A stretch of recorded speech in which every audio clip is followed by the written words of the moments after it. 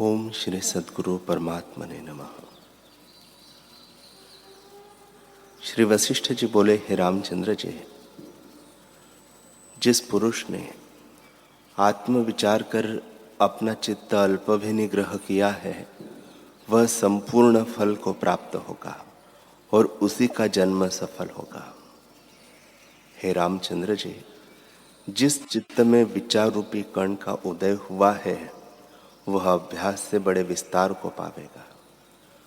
हृदय में जो वैराग्य पूर्वक विचार उपजता है तो वह बढ़ता जाता है और अविद्या रूपी अवगुणों को काट डालेगा और सब शुभ गुण आन उसमें आलय करेंगे। जैसे जल से पूर्ण हुए ताल का सब पक्षी आन आश्रय करते हैं।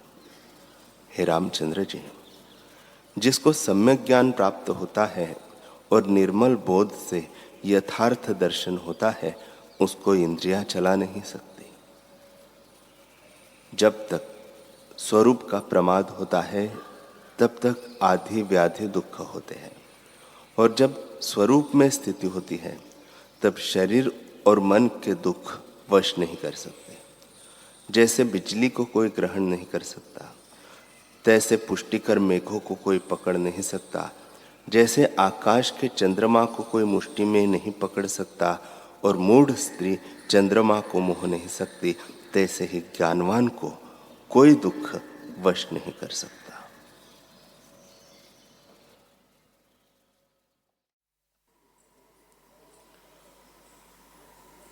ओम श्री सद्गुरु परमात्मने नमः।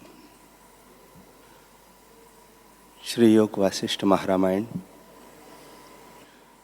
चतुर्थ स्थिति प्रकरण प्रारंभ। श्री वशिष्ठ जी बोले, हे रामचंद्र जी, अब स्थिति प्रकरण सुनिए, जिसके सुनने से जगत निर्वाणता को प्राप्त हो।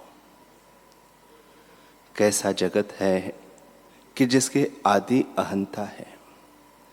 ऐसा जो दृश्य रूप जगत है सो भ्रांति मात्र है। जैसे आकाश में नाना प्रकार के रंगों सहित इंद्रधनुष असत रूप है, तैसे यह जगत है। जैसे दृष्टा बिना अनुभव होता है और निद्रा बिना स्वप्न और भविष्यत नगर भासता है, तैसे ही भ्रम से चित्त में जगत स्थित हुआ है। जैसे वानर रेत इकट्ठी करके अग्नि की कल्पना करते हैं पर उससे शीत निवृत्त नहीं होती, भावना मात्र अग्नि होती है, तैसे यह जगत भावना मात्र है। जैसे आकाश में रत्नमणि का प्रकाश और गंधर्व नगर भासता है और जैसे मृग तृष्णा की नदी भासती है, तैसे ही यह असत रूप जगत भ्रम से सतरूप होकर भासता है।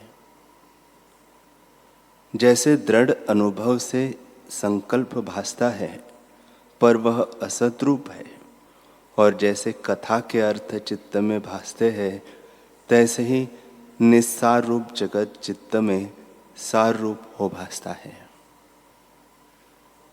जैसे स्वप्न में पहाड़ और नदियां भासाती हैं, तैसे ही सब भूत बड़े भी भासते हैं पर आकाशवत शून्य रूप है।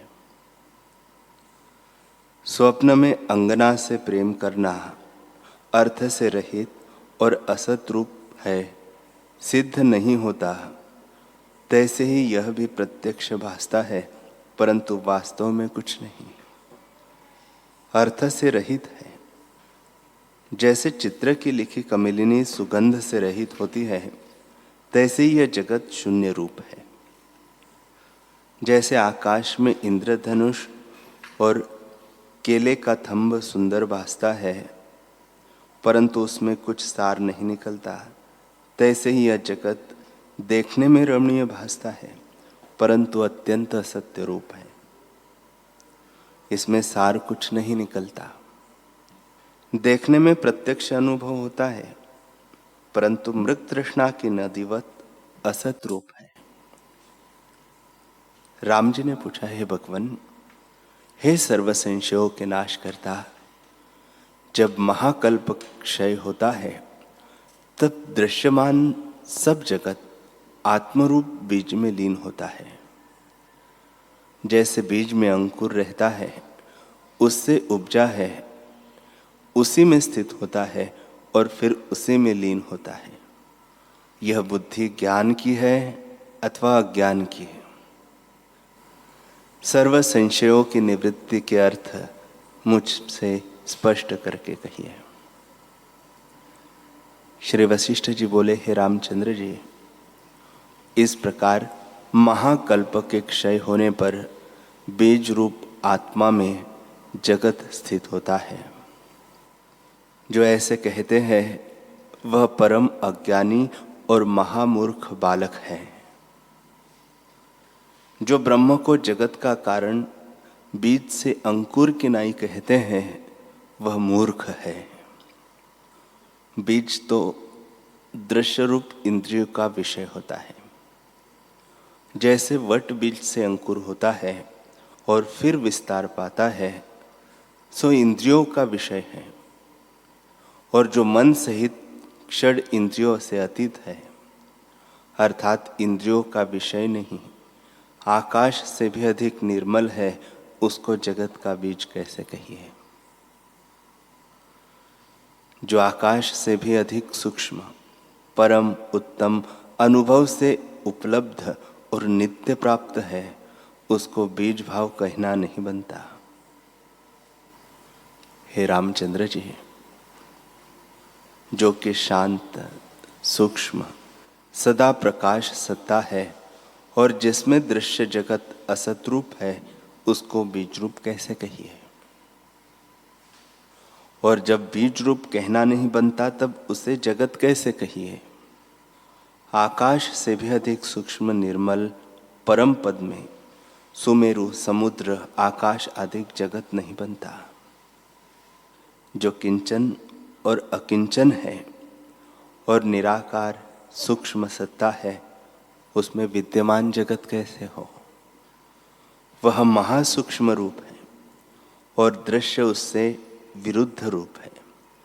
जैसे धूप में छाया नहीं, जैसे सूर्य में अंधकार नहीं, जैसे अग्नि में बर्फ नहीं और जैसे अणु में सुमेरु नहीं होता, तैसे ही आत्मा में जगत नहीं होता। सत्य रूप आत्मा में असत्य रूप जगत कैसे हो। वट का बीज साकार रूप होता है और निराकार रूप आत्मा में साकार रूप जगत होना अयुक्त है। हे रामचंद्र जी, कारण दो प्रकार का होता है, एक समवाय कारण और दूसरा निमित्त कारण।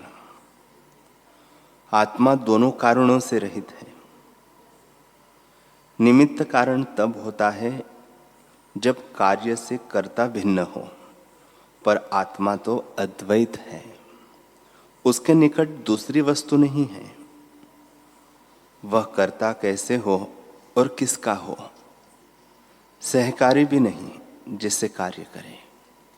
वह तो मन और इंद्रियों से रहित निराकार अविकृत रूप है और समवाय कारण भी परिणाम से होता है। जैसे वट बीज परिणाम से वृक्ष होता है, पर आत्मा तो अच्युत रूप है। परिणाम को कदाचित नहीं प्राप्त होता, तो समवाय कारण कैसे हो। जायते अस्ति वर्धते विपरिणमते क्षीयते नश्यति, इन क्षण विकारों से रहित निर्विकार आत्मा जगत का कारण कैसे हो। इससे यह जगत अकारण रूप भ्रांति से भासता है। जैसे आकाश में नीलता, सीप में रूपा, निद्रा दोष से स्वप्न दृष्टि भासते हैं, तैसे यह जगत भ्रांति से भासता है। और जब स्वरूप में जागे तब जगत भ्रम मिट जाता है। इससे कारण कार्य भ्रम को त्याग कर तुम अपने स्वरूप में स्थित हो जाओ। दुर्बोध से संकल्प रचना हुई है, उसका त्याग करो और आदि मध्य और अंत से रहित जो सत्ता है उसी में स्थित हो, तब जगत भ्रम मिट जाएगा। श्री वशिष्ठ जी बोले, हे देवताओं में श्रेष्ठ राम जी, बीज से अंकुरवत आत्मा से जगत का होना अंगीकार कीजिए तो भी नहीं बनता, क्योंकि आत्मा सर्व कल्पनाओं से रहित महाचैतन्य और निर्मल आकाशवत है। उसको जगत का बीज कैसे मानिए? बीज के परिणाम में अंकुर होता है और कारण समवायों से होता है। आत्मा में समवाय और निमित्त सहकारी कदाचित नहीं बनते। जैसे वंध्या स्त्री की संतान किसी ने नहीं देखी, तैसे ही आत्मा से जगत नहीं होता। जो समवायक और निमित्त कारण बिना पदार्थ भासे, तो जानिए कि यह है नहीं, भ्रांति मात्र भासता है। आत्मसत्ता अपने आप में स्थित है और सृष्टि स्थित प्रलय से ब्रह्म सत्ता ही अपने आप में स्थित है। जो इस प्रकार स्थिति है, तो कारण कार्य का कर्म कैसे हो? और जो कारण भाव न हुआ तो पृथ्वी आदि भूत कहां से उपजे? और जो कारण कार्य मानिए तो पूर्व जो विकार कहे हैं उनका दूषण आता है। इससे न कोई कारण है और न कार्य है।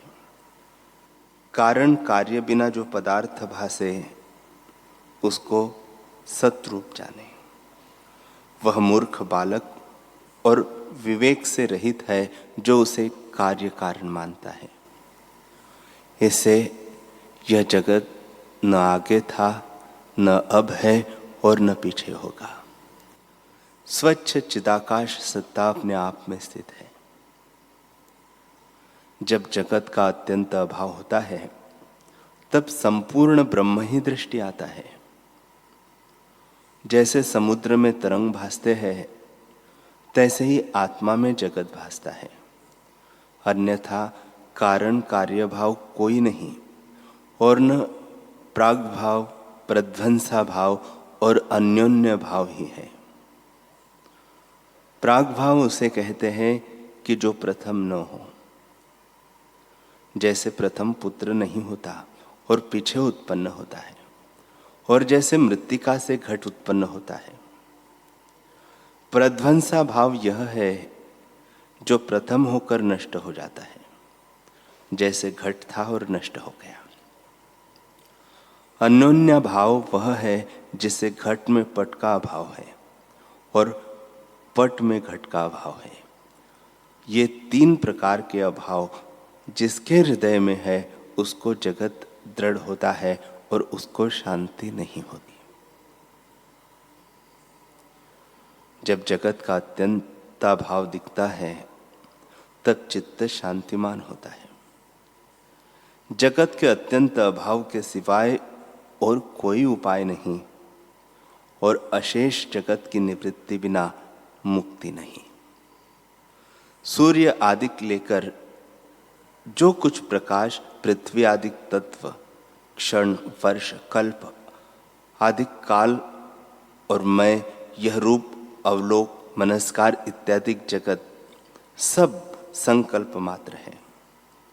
और कल्प, कल्पक, ब्रह्मांड, ब्रह्मा, विष्णु, रुद्र, इंद्र से कीट आदि पर्यंत जो कुछ जगत जाल है वह उपज उपज कर अंतर्धान हो जाता है। महाचैतन्य परम आकाश में अनंत वृत्ति उठती है। जैसे जगत के पूर्व शांत सत्ता थी, तैसे ही तुम अब भी जानो और कुछ नहीं हुआ। परमाणु के सहस्त्रांश की नई सूक्ष्म चित्तकला है। उस चित्तकला में अनंत कोटि सृष्टियां स्थित है। वही चित्त सत्ता फूरने से जगत रूप होकर भासती है और प्रकाश रूप और निराकार शांत रूप है। न उदय होता है, न अस्त होता है, न आता है और न जाता है। जैसे शिला में रेखा होती है, तैसे ही आत्मा में जगत है। जैसे आकाश में आकाश सत्ता फुरती है, तैसे ही आत्मा में जगत फुरता है और आत्मा ही में स्थित है। निराकार निर्विकार रूप विज्ञान घन सत्ता अपने आप में स्थित और उदय और अस्त से रहित विस्तृत रूप है। हे रामचंद्र जी, जो सहकारी कारण कोई न हुआ तो जगत शून्य हुआ, ऐसा जानने से सर्व कलंक कलना शांत हो जाती है। हे रामचंद्र जी, तुम दीर्घ निद्रा में सोए हो, उस निद्रा का अभाव करके ज्ञान भूमिका को प्राप्त हो जाओ। जागे से निशोक पद प्राप्त होगा। राम जी ने पूछा, हे भगवान, महाप्रलय के अंत और सृष्टि के आदि में जो प्रजापति होता है, वह जगत को पूर्व की स्मृति से उसी भांति रचता है, तो ये जगत स्मृति रूप क्यों न होवे? वशिष्ठ जी बोले, हे रामचंद्र जी, महाप्रलय के आदि में प्रजापति स्मरण करके पूर्व की नाई जगत रचता है। जो ऐसे मानिए तो नहीं बनता, क्योंकि महाप्रलय में प्रजापति कहाँ रहता? जो आप ही न रहे उसकी स्मृति कैसे मानिए? जैसे आकाश में वृक्ष नहीं होता, तैसे ही महाप्रलय में प्रजापति नहीं होता। राम जी ने पूछा, हे ब्रह्मण्य, जगत के आदि में जो ब्रह्मा था उसने जगत रचा। महाप्रलय में उसकी स्मृति का नाश तो नहीं होता, वह तो फिर स्मृति से जगत रचता है। आप कैसे कहते हैं कि नहीं बनता? वशिष्ठ जी बोले, हे शुभ्र व्रत राम जी, महाप्रलय के पूर्व जो ब्रह्मादिक होते हैं, वह महाप्रलय में सब निर्वाण हो जाते हैं, अर्थात विदेह मुक्त होते हैं। जो स्मृति करने वाले अंतर्धान हो गए तो स्मृति कहाँ रही? और जो स्मृति निर्मूल हुई तो उसको जगत का कारण कैसे कहिए? महाप्रलय उसका नाम है जहां सर्व शब्द अर्थ सहित निर्मूल हो जाते हैं। जहां सब अंतर्धान हो गए, तह स्मृति किसकी कहिए? और जो स्मृति का अभाव हुआ तो कारण किसका, किसकी नहीं कहिए? इससे सर्व जगत चित्त के फुरने मात्र से है। जब महाप्रलय होता है तब सब यत्न बिना ही मोक्ष भागी होते हैं, और जो आत्मज्ञान हो तो जगत के होते भी मोक्ष भागी होते हैं। पर जो आत्मज्ञान नहीं होता तो जगत दृढ़ होता है, निवृत्त नहीं होता। जब दृश्य जगत का अभाव होता है तब स्वच्छ चैतन्य सत्ता जो आदि अंत से रहित है प्रकाशती है, और सब जगत भी वही रूप भासता है। सर्व में अनादि सिद्ध ब्रह्म तत्व प्रकाशित है। उसमें जो आदि संवेदन फुरता है वह ब्रह्म रूप है, और अंतवाहक देह विराट जगत हो भासता है। उसका एक प्रमाण रूप यह तीनों जगत है।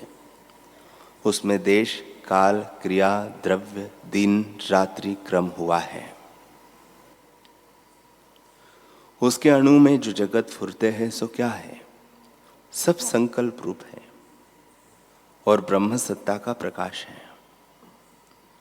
जो प्रबुद्ध आत्मज्ञानी है उसको सब जगत एक ब्रह्म रूप ही भासता है, और जो अज्ञानी है उसके चित्त में अनेक प्रकार जगत की भावना होती है। द्वैत भावना से यह भ्रमता है। जैसे ब्रह्मांड के अनेक परमाणु होते हैं, उनके भीतर अनंत सृष्टियां हैं और उनके अंतर और अनंत सृष्टि है, तैसे ही और जो अनंत सृष्टि है उनके अंतर और अनंत सृष्टियां फुरती है, सो ब्रह्म तत्व का ही प्रकाश है। ब्रह्म रूपी महासुमेरु है, उसके भीतर अनेक जगत रूपी परमाणु हैं, सो सब अभिन्न रूप है। हे राम जी, सूर्य की किरणों के समूह में जो सूक्ष्म त्रसरेणु होते हैं, उनकी संख्या कदाचित कोई कर भी सके, परंतु आदि अंत से रहित जो आत्मा रूपी सूर्य है, उसकी त्रिलोकी रूपी किरणों की संख्या कोई नहीं कर सकता। जैसे समुद्र में जल और पृथ्वी में धूलि के असंख्य परमाणु हैं, तैसे ही आत्मा में असंख्य परमाणु रूप सृष्टियां है। जैसे आकाश शून्य रूप है, तैसे ही आत्मा चिदाकाश जगत रूप है। यह जो मैंने उसकी सृष्टि कही है, जो इनको तुम जगत शब्द से जानोगे तो अज्ञान बुद्धि और दुख और भ्रम देखोगे। जो इनको ब्रह्म शब्द का अर्थ जानोगे तो इस बुद्धि से परम सार को प्राप्त होंगे। सर्व विश्व ब्रह्म से फुरता है और विज्ञान घन ब्रह्म रूप ही है, द्वैत नहीं। तब जानोगे जब तुमको ऐसे ही भासित होगा।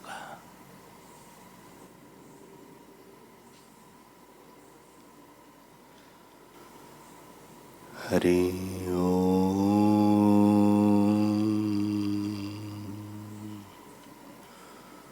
हरि ओम।